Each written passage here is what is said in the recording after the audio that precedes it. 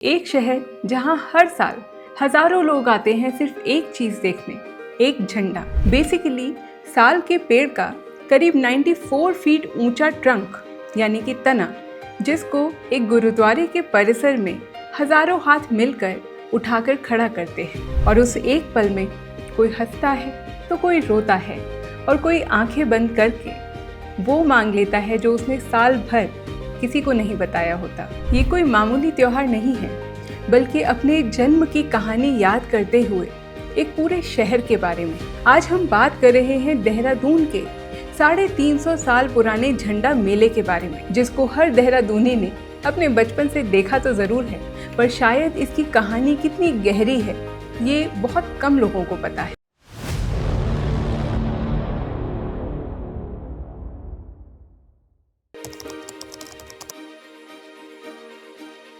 झंडा साहिब नाम आया है उस सेक्रेड फ्लैग से जो हर साल दरबार साहिब में लगाया जाता है।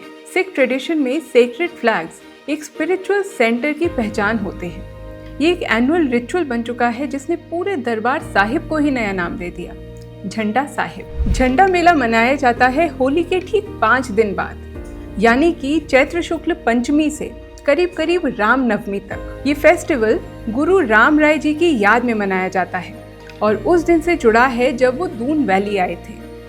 ये भी कहा जाता है कि इसी दिन गुरु जी का जन्मदिन भी होता है। पर गुरु राम राय जी आखिर थे कौन, ये जानने के लिए हमारा अगला वीडियो देखिएगा, जिसमें इनकी पूरी हिस्ट्री है।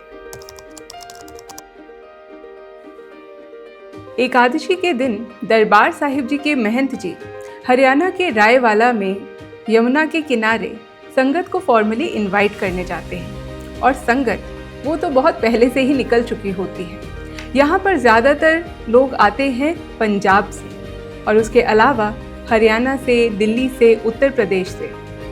कई लोग आते हैं कार में, पर कई लोग ऐसे भी हैं जो पैदल आते हैं कई दिनों की यात्रा करके, सिर्फ एक उस हिस्टोरिक मोमेंट को देखने के लिए जब झंडा जी को सब लोग मिलकर उठाते हैं। कई लोग तो ऐसे हैं जो यहाँ सालों से आ रहे हैं, उनके परिवारों के लिए ये साल का पहला बड़ा सफ़र होता है। कुछ लोग तो ऐसे भी हैं जो यहाँ पर अपने माता पिता की उंगली पकड़ कर आए थे और आज उनके बच्चे उनकी उंगली पकड़ कर यहाँ पर आते हैं।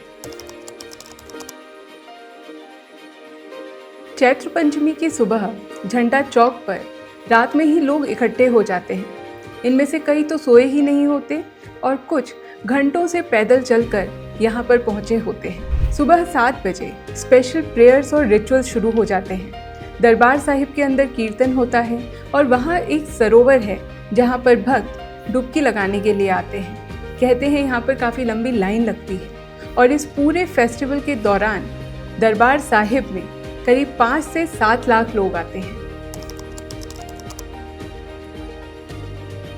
अब बात करते हैं झंडा जी की, यानी कि फ्लैग पोल। ये कोई बाजार से खरीदा हुआ फ्लैग या स्टील का पोल नहीं है। ये एक बड़े से साल के पेड़ का तना है जिसे हर साल देहरादून के पास के ही धुंधली के जंगल से लाया जाता है और इसकी लंबाई 27 मीटर यानी कि पूरे 94 फीट। जब दरबार में ये पेड़ का तना आता है तो पुराने झंडा जी को बहुत ही रिस्पेक्टफुली और संभाल कर उतारा जाता है और उसके बाद नए तने की पूजा की जाती है और कुछ सेरेमनीज होती है। उसे नहलाया जाता है दूध, घी, शहद, गंगा जल और पंचगव्य से। फिर झंडे जी को वाइट मसलिन के कपड़े में लपेटा जाता है, लेयर बाय लेयर। और फिर डिवोटीज आते हैं, अपने साथ वो लाते हैं चुन्नियाँ, दुपट्टे, स्कार्स या जो भी उनके पास हो, और फिर झंडे जी पर बांधकर अपनी मन्नत मांगते हैं। उसके बाद महंत जी प्रेयर्स करते हैं और फिर धीरे धीरे रस्सियों की मदद से संगत मिलकर इतने मैसिव झंडे जी को उठाती है। इस पूरे प्रोसेस में एक बड़ा ही इम्पोर्टेंट रूल है कि झंडे जी कभी भी जमीन को टच नहीं करेंगे। जब एक ग्रुप थक जाता है तो दूसरा ग्रुप हाथ आगे कर देता है। पूरे मैदान में एक आवाज गूंजती है, जय श्री गुरु राम राय जी महाराज। इस साल 2026 में ये सेरेमनी दिखाने के लिए उस एरिया में 5 बड़े LEDs लगाए गए थे और साथ ही इसकी फेसबुक पर लाइव और यूट्यूब स्ट्रीमिंग भी हुई थी। अब झंडा जी मेला सिर्फ दरबार साहिब के अंदर ही नहीं होता, नगर परिक्रमा भी निकलती है सेरेमोनियल फ्लैग के साथ। और देहरादून की वो सड़कें जो रोज़ नॉर्मल बोरिंग सी लगती हैं, वो उस टाइम कुछ और ही हो जाती हैं। वहाँ बीच बीच में गटका होता है, यानी कि सिख मार्शल आर्ट्स, यानी कि तलवारें, लाठियाँ, स्पीड और प्रिसिशन। और ये देखने वाले सब कम्युनिटीज़ के लोग होते हैं, हिंदू, मुस्लिम, सेक्युलर, बच्चे, बूढ़े।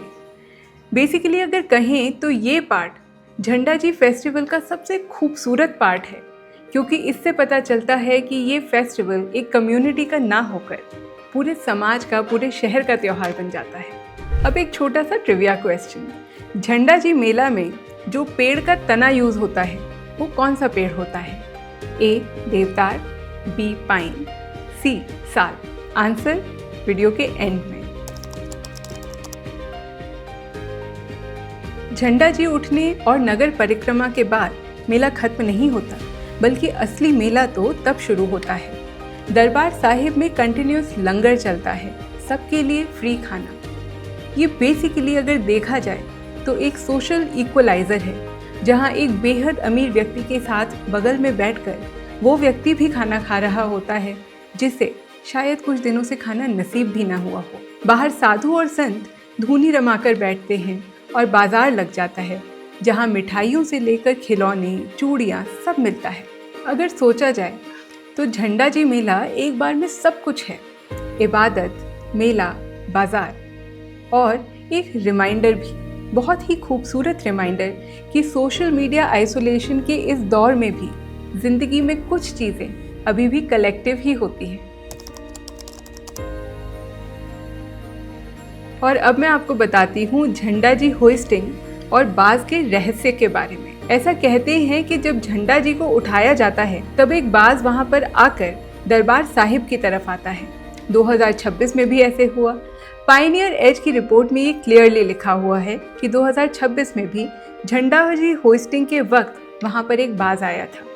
ट्रेडिशनली इसको एक बड़ा ही शुभ संकेत माना जाता है। इसका मतलब होता है कि ये पूरा साल सबके लिए अच्छा जाएगा।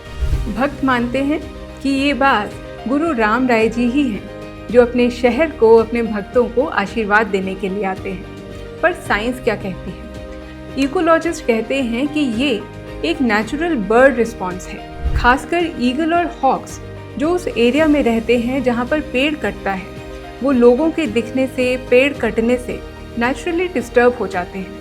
वो उड़ते हैं, चक्कर लगाते हैं और ये उनका नेचुरल रिस्पॉन्स है किसी भी बड़े डिस्टर्बेंस के होने पर फिर भी जो वो एग्जैक्ट टाइमिंग है कि बाज ठीक उसी वक्त वहाँ पर क्यों होता है जब झंडा जी को उठाया जाता है, ये बात तो शायद साइंस भी एक्सप्लेन नहीं कर पाए।